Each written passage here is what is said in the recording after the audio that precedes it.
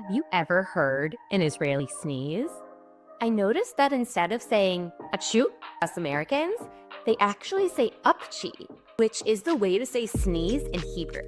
So this got me thinking about all the different sounds that Israelis and Americans make, and I've narrowed down the top 5 funniest differences in our sounds.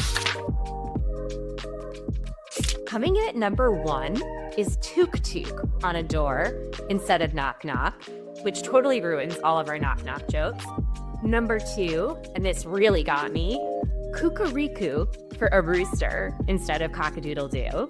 I actually heard that other countries use Kukuriku, so maybe as Americans we're the weird ones. Number 3, and this is especially hard as a mom of a 2.5-year-old growing up here, is ow-wow or hav-hav for a dog instead of woof-woof.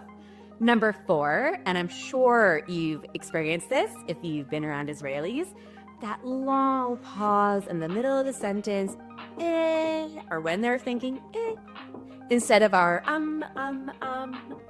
And my personal favorite, when Israelis are scared, they yell, yeah, ahole, instead of our, oh my God, oh my God. But actually, now that Gen Z Americans have brought oh my God to Israelis, they also use some oh my God. For more insights and interesting things that we've noticed between Americans and Israelis and anything cultural related that will help you get closer and more connected to Israel, then check out Rosen School of Hebrew's classes.